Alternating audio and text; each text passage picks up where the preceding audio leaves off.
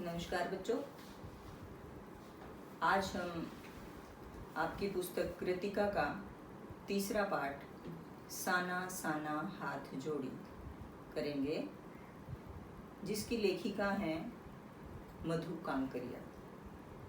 मधु कांकरिया जी ने ये पाठ अपनी एक यात्रा का वर्णन कर रखा है, जिसको हम यात्रा वृत्तांत कहते हैं।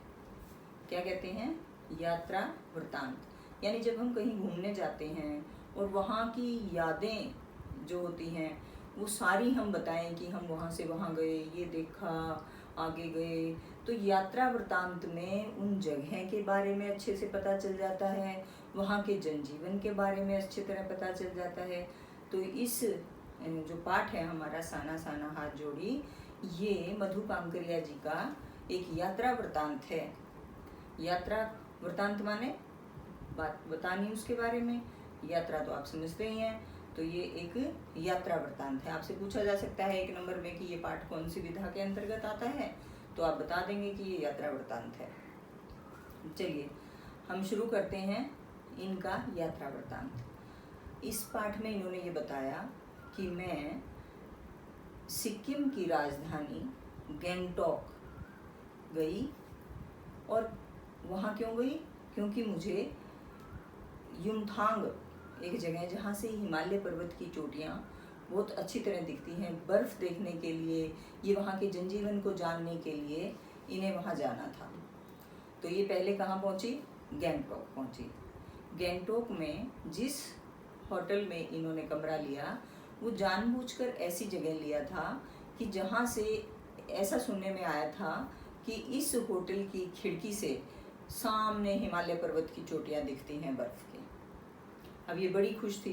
जैसे ही सुबह उठी तो भाग कर बालकनी में गई। कुछ याद नहीं आया, ये था कि सुबह सुबह मैं अपना हिमालय पर्वत की बर्फ़ से ढकी हुई चोटियाँ देख लूँ।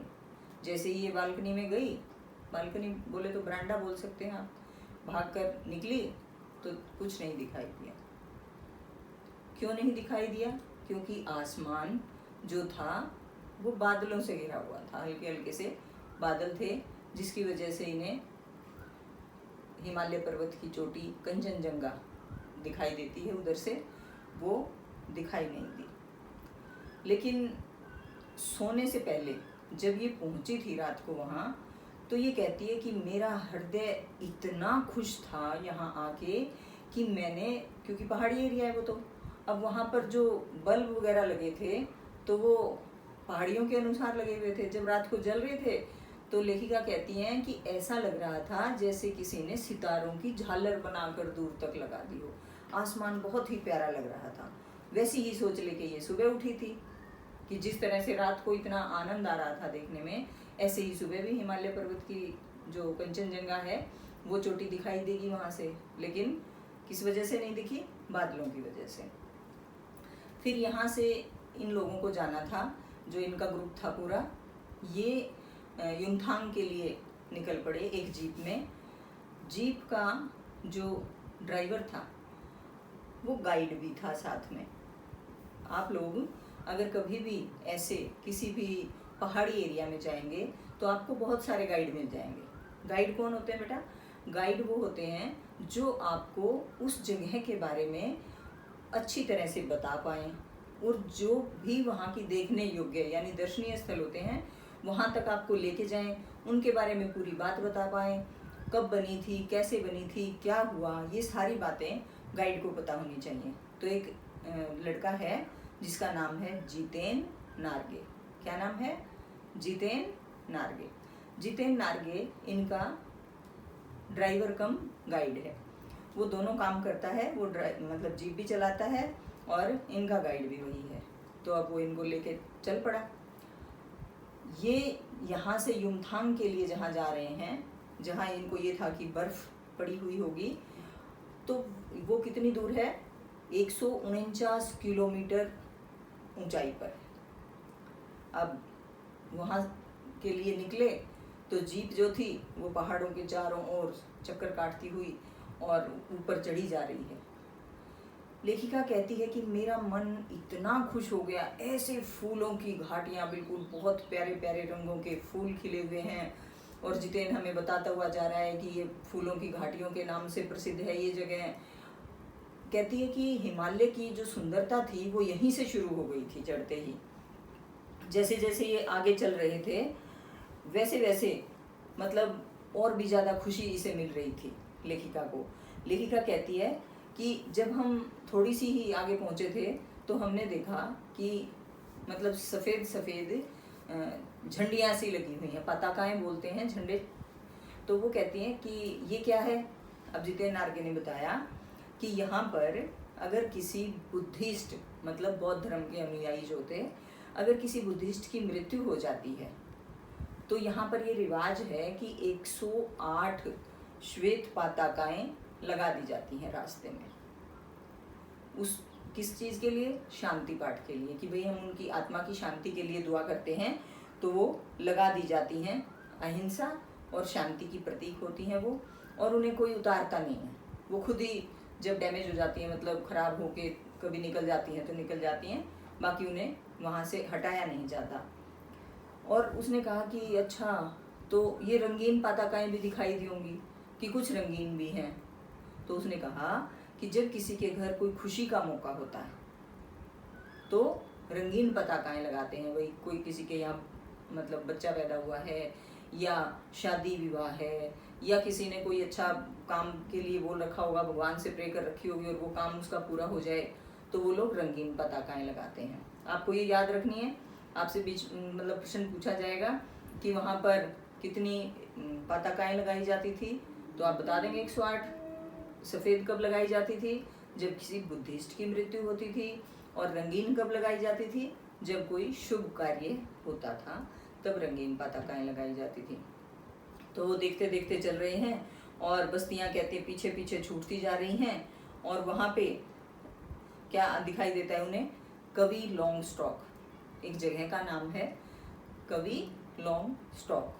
तो वहाँ पर जितेन ने बताया कि मैडम जो गाइड पिक्चर थी उसकी शूटिंग यहीं हुई थी, गाइड फिल्म की शूटिंग हुई थी यहाँ पे। और वहाँ पर एक चक्र भी है, घूमता हुआ चक्र। तो उसने बताया कि यहाँ की ये मान्यता है कि जो भी इस चक्र को जाकर घुमा देता है उसकी हर इच्छा पूरी हो जाती है। क्या बताया? कहाँ पर था ये प्रश्न पूछा जाएगा। घूमता हुआ चक्र क्या दिखाता है और कहाँ पर स्थित था? तो कवि लॉन्गस्टॉक जगह है, वहाँ पर वो गाइड फिल्म की शूटिंग भी हुई थी। ये पूछ सकते हैं वो जगह किस लिए जानी जाती है, तो आप बताएंगे कि वहाँ पर गाइड फिल्म की शूटिंग हुई थी और एक धर्म चक्र है जिसे घुमाने से सब पाप धुल जाते हैं। अब लेखिका मन ही मन सोचती है कि हमारा भारत देश ही ऐसा है कि चाहे ज़मीनी एरिया हो चाहे पहाड़ की चोटियाँ हों, सारी जगह एक ही प्रकार की धार्मिक मान्यताएं, विश्वास, अंधविश्वास सब एक जैसे हैं। जैसे हमारे एरिया में मानते हैं ना, गंगा जी में जाते हैं नहा के आते हैं तो कि पाप धुल गए, ऐसे ही पहाड़ी एरिया पर भी धर्म चक्र बताता है जितेन नार्गे कि यहाँ पर इस चक्र को घुमाते हैं तो सभी पाप धुल जाते हैं। मन ही मन सोचती है कि हमारे तो जैसे त्योहार वगैरह सब एक जैसे हैं, ऐसे ही विश्वास अंधविश्वास भी एक ही जैसे हैं। धीरे धीरे उनकी जो पहाड़ी की चोटियाँ थी और ज़्यादा घुमावदार होती जाती हैं। लेखिका चुपचाप बैठी है, उस सुंदरता को निहार रही है। अब कुछ लोग तो साथ साथ गुनगुनाने लग जाते हैं। इतनी अच्छी जगह देखकर जो उसके ग्रुप के मेंबर थे वो गुनगुना भी रहे हैं, गा भी रहे हैं, लेकिन लेखिका बिल्कुल स्तब्ध। उस हिमालय पर्वत की जो अत्यंत मनोरम सुंदर दृश्य थे वो एक भी दृश्य को छोड़ना नहीं चाहती। वो चाहती है कि मैं सारे को अपने अंदर रख लूं। अब देखिए उसने अंदर रखे तभी तो उन्होंने ये यात्रा वृत्तांत लिख दिया इतनी अच्छी तरह से कि हमें भी ऐसा लगेगा कि जैसे हम भी वहाँ तक घूम आए हों। तो ये कहती हैं कि मैं ऐसे देखती जा रही थी कि जैसे किसी ने जादू कर दिया हो हमारे ऊपर, और हम सब उस सुंदरता को, हिमालय की हरी हरी जो घाटियाँ हैं, वादियाँ हैं, जो वृक्ष हैं वहाँ के, ये सब इतना सुख देने वाला था, इतना आनंद देने वाला था कि लेखिका मतलब आत्मविभोर बोलते हैं कि आत्मविभोर होकर उन्हें देखती चली जा रही थी। लेकिन फिर अचानक क्या हुआ? एकदम से लेखिका मायूस हो गई। मायूस क्यों हुई? मायूस इसलिए हुई कि उसने देखा कि कुछ पहाड़ी स्त्रियां, महिलाएं अपने कंधे पे वो डाल रखा है उन्होंने टोकरी, उसमें बच्चे बिठा रखे हैं और पत्थर तोड़ रही हैं। लेखिका का हृदय चित्कार कर उठा। उसे लगा रही ये क्या है, इतनी सुंदरता, इतनी अच्छी जगह, और यहाँ पर भी स्त्रियों का क्या हाल है, छोटे छोटे बच्चे टोकरियों में डाल रखे हैं, ये सब क्या है। तो जितेन बताता है कि मैडम, जिस रास्ते पर आप इतने आराम से जा रही है ये इन्हीं के द्वारा बनाया गया है। क्या करें, इनको आप देखकर दुखी ना हो, क्योंकि ये तो आम जनता है। साथ में लेखिका ने ये भी बता दिया कि आम जनता चाहे वो कहीं भी हो, उसकी दयनीय दशा हर जगह एक जैसी होती है। कितने कठोर पत्थरों को तोड़ तोड़ कर वो हमारे लिए रास्ते बना रहे हैं। जितेन ने बताया अभी पिछले साल तो एक स्त्री ऊपर से गिर भी गई और मर भी गई, यानी उनके जीवन लगते हैं कईयों के। पता नहीं कितनी मजदूर स्त्रियां या मजदूर लोग ऐसे गिर के मौत के मुंह में समा जाते हैं। तो लेखिका दुखी है काफ़ी कि अरे नहीं, ऐसा नहीं होना चाहिए। लेकिन तभी क्या होता है, कुछ स्त्रियां वहाँ पर बागान से चाय की पत्तियां तोड़ रही हैं और किसी बात पे एकदम से खिलखिला उठती हैं, हंस उठती हैं। तो लगता है अरे ठीक है, ये भी अपना जीवन जैसे भी इनकी स्थिति है उसी के अनुसार जी रही हैं, कम से कम खुशी तो है। उन स्त्रियों के चेहरे बिल्कुल लाल दिखाई देते हैं। उन्होंने बोकू पहन रखा है, वहाँ का एक परिधान है, ऊपर से मतलब लंबा चोगे के समान, उसका नाम क्या है, बोकू। आपको याद रखना होगा क्योंकि एक नंबर के प्रश्न में पूछा जा सकता है कि वहाँ का परिधान के बारे में क्या कहा गया है, तो आप बताएंगे बोकू पहन रखा होता है महिलाओं ने। तो वो खुश हो जाती हैं कि चलो कुछ तो खुशी है जो इन लोगों के जीवन में मतलब रस घोल रही है। नहीं तो उसे लगा था कि इनका जीवन तो बहुत नीरस है, ये तो बेचारी ऐसे ही काम करती रहती हैं। फिर वहाँ आगे चलते जाते हैं ये लोग, वहाँ पे देखते हैं कि एक हेयर पिन बेंट करके जगह है जहाँ से पहाड़ी बच्चे जो हैं स्कूलों के लिए जाते हैं। एक स्कूल है वहाँ पे, 3 किलोमीटर उन्हें ऊपर चढ़ के पहाड़ी पे स्कूल जाना पड़ता है। अपने बैग बेचारे लाद के ऊपर पहाड़ी पर धीरे धीरे चढ़ते हैं। और यही नहीं है, जितेन बताता है कि मैडम ये बच्चे सिर्फ पढ़ाई नहीं करते, आते हैं तो अपनी माँओं के साथ उनके काम में हाथ बटाते हैं, उनके साथ लकड़ियाँ तोड़ के लाते हैं, मवेशियों को चराने के लिए लेके आते हैं, मवेशियों को चरा के लेके जाते हैं, पानी ढोने का काम भी इनको ऊपर से नीचे करना पड़ता है। तो यानी कि एक दूसरे के साथ मिल बांट कर ये सभी काम अपने कर लेते हैं। फिर ये कहते हैं कि युमथांग के लिए चले चले ये काफ़ी लंबा रास्ता हो गया था, तो थोड़ा सा सुस्ताने के लिए एक लायुंग नाम की जगह है। क्या जगह है? लायुंग। जा कहाँ रहे हैं? युमथांग। युमथांग कितने किलोमीटर है गैंगटोक से? 149 किलोमीटर। तो ये वहाँ पर रुकते हैं। वहाँ पर क्या है? एक नदी है, तीस्ता नदी, जो इनके साथ साथ चल रही थी। लेखिका कहती है कि मैं वहाँ जाकर बैठ गई तीस्ता नदी के किनारे। वहाँ पे लायुंग जो जगह है वहाँ लकड़ी के घर बने हुए हैं, छोटे छोटे से मकान हैं। उसकी सुंदरता भी देखते ही बनती है। और ये उस तीस्ता नदी के पानी में पैर, हमारी सभी की आदत होती है कि जब हम ऐसे नदी वदी के पास जाते हैं तो हम थोड़ी देर तो मुंह पे छींटे मारते हैं और फिर उसमें पैर डुबो के बैठ जाते हैं। और जो ठंडक होती है उस पानी में, वो पैरों के जरिए हमारे आत्मा तक आ जाती है। लेखिका कहती है कि मैं सिंहर उठी अंदर से, मुझे लगा मेरे अंदर की सब बुराइयां निकल गई हैं। उसने हाथ में अंजुली में पानी लेके जैसे एक तरह से संकल्प लेते हैं कि हे भगवान, मेरे अंदर जितनी भी बुराइयां हैं और अवगुण हैं वो सब यहीं पर धुल जाएं। कहती है मुझे बहुत फ्रेश फील हुआ, पवित्र सी हो गई मैं वहाँ बैठ के, और मेरा मन ही नहीं कर रहा था तीस्ता नदी में से पैर निकालने को। मेरा मन कर रहा था मैं यहीं बैठी रहूं और इस सारी सुंदरता को अपने अंदर समेट लूं। इतने अच्छे फूल हैं, हरे हरे पेड़ हैं, क्या घाटियां हैं, सब कुछ। और यहाँ तो जो तीस्ता नदी की सुंदरता थी, वो कहती है कि इससे ज़्यादा सुंदरता मैंने और कहीं नहीं देखी।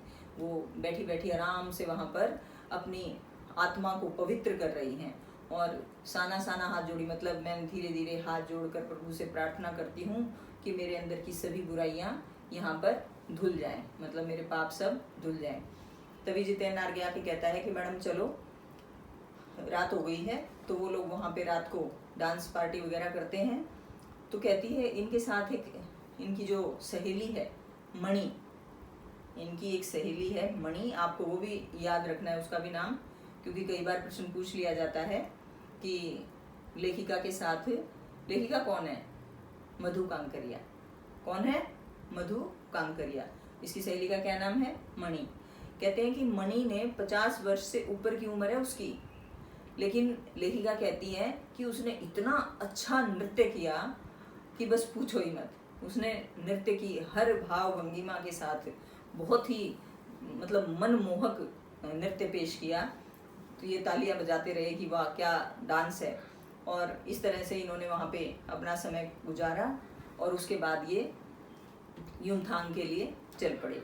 अब युमथांग जब ये पहुँचे तो इंद्रधनुषी छटा है, बहुत सुंदर जगह है, सब कुछ बहुत अच्छा है, लेकिन बताते हैं कि यहाँ पर प्रदूषण के कारण, अब देखिए प्रदूषण भी बढ़ता जा रहा है। आप लोगों को पता है कि कितना मतलब भीड़ भड़क्का है, हर जगह फैक्ट्रियाँ हैं, शहरों में भी हैं, शहरों से बाहर भी हैं, केमिकल की फैक्ट्रियाँ हैं, गंदा पानी जो उसका निकलता है वो नदियों में मिल जाता है, गाड़ियाँ इतनी चल रही हैं, गाड़ियों का प्रदूषण है।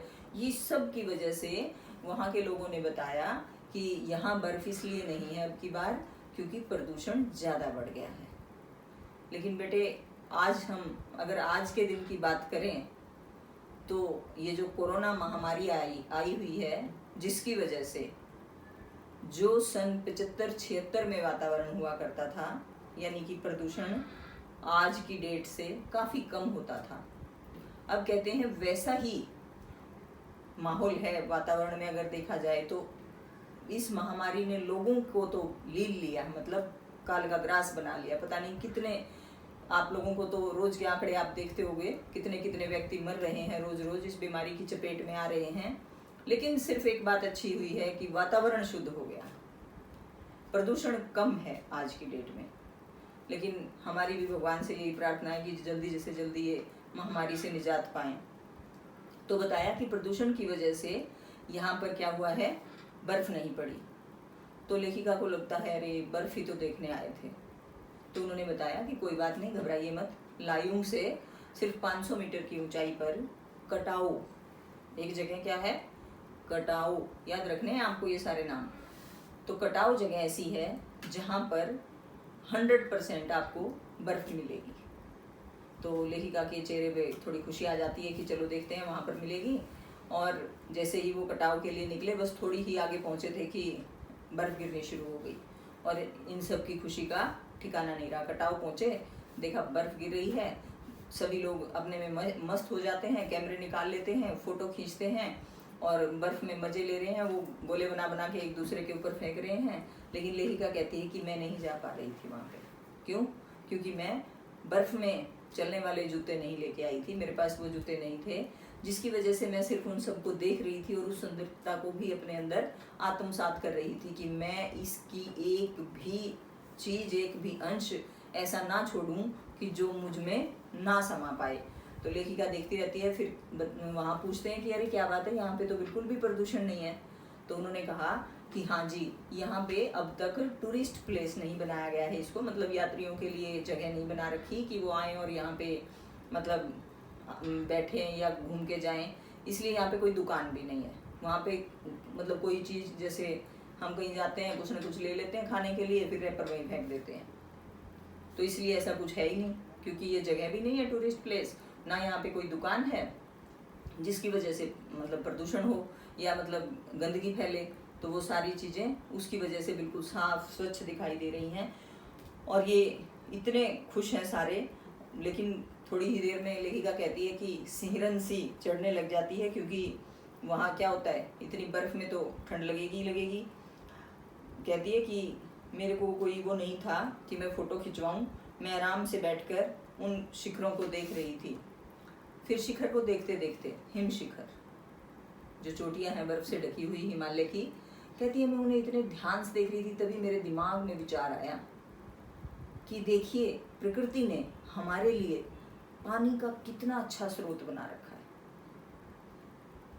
क्या करती है प्रकृति, सर्दियों में तो बर्फ के रूप में पानी को इकट्ठा कर लेती है, और जब गर्मी आती है, जब हमें पानी की जरूरत होती है, तो धूप की वजह से बर्फ पिघलती है और हमारी नदियों से होती हुई हमारे पास पानी पहुंचा देती है। देखिए भगवान हमें कैसे दे देते हैं, उन्हीं की रचना है वो, उन्हीं ने ऐसे बना रखा है कि सर्दियों में बर्फ गिरेगी और वहां पर हिमालय पर्वत की चोटियों पर जमा हो जाएगी, और फिर गर्मी में सूर्य की तपिश पाकर वो पानी के रूप में हम तक आ जाती है, हमारी प्यास बुझाने के लिए, हमारे खेतों के लिए। तो ये भी आपसे प्रश्न पूछा जा सकता है कि प्रकृति किस प्रकार पानी की समस्या को हल करती है। तो आप बता सकते हैं हिमालय पर्वत जैसे और भी जो पर्वत हैं वहाँ बर्फ जम जाती है सर्दियों में, और गर्मियों में वो हम तक आ जाती है। फिर ये यहाँ से जब आगे निकलते हैं तो इन्हें दिखता है कि कुछ वो रखे हुए हैं, छावनी मतलब चौकी सी बना रखी हैं जहाँ पर फौजी रुके हुए हैं। तो जितेंद्र जब बताता है कि देखिए मैडम ये फौजी हैं, जो कितनी ही ठंड हो, क्योंकि वहाँ तो अभी भी ठंड है, कहती हैं कि बैसाख के महीने में यहाँ पर इतनी ठंड है कि ठिठुर रहे हैं हम सब, और तब भी ये फौजी भाई यहाँ पे हमारी रक्षा कर रहे हैं। वहाँ से क्या है, चाइना का बॉर्डर लगता है थोड़ी ही सी दूरी पर, तो वहाँ पे लोगों को रहना पड़ता है। तुम देखते ही हो रोज रोज पता चल रहा है, कभी चाइना ने अटैक कर दिया, कभी पाकिस्तान वाले बॉर्डर से पाकिस्तान अटैक कर देता है। तो इसलिए हमारे फौजी भाइयों को वहाँ पर मुस्तैद रहना पड़ता है, दिन रात हमारा पूरा देशवासी चैन से सो सकें, इसलिए वो लोग बेचारे वहाँ पहरा देते हैं। तो कहती हैं कि क्या हाल होता होगा इनका पोह और माह के महीने में, जब बहुत ज़्यादा ठंड होती है हमारे यहाँ, उस समय यहाँ क्या होता होगा, -20-30 डिग्री टेम्परेचर चला जाता होगा।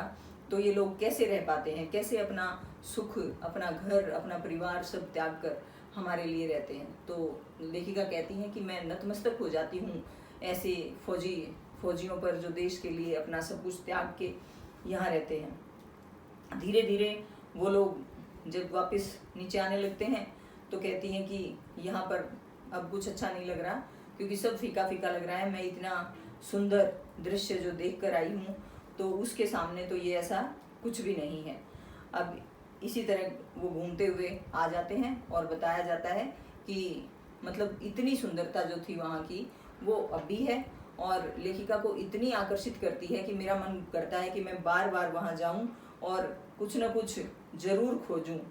एक उसने ये भी बताया कि यहाँ पर जो फौजियों के मतलब भारतीय आर्मी के कैप्टन थे शेखर दत्ता, कप्तान जो थे शेखर दत्ता, उन्होंने पहली बार प्रयास किया था कि यहाँ पर टूरिस्ट प्लेस बनाया जाए ताकि और भी लोग इसकी सुंदरता को देख सकें।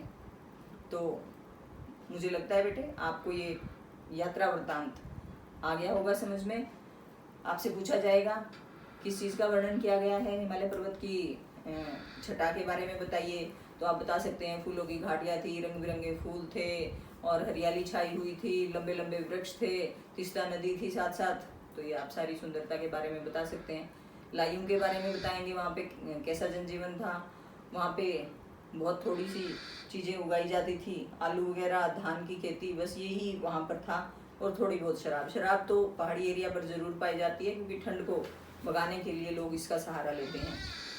फिर ये पूछा जा सकता है युमथांग कितनी दूरी पे है, वो बता सकते हैं।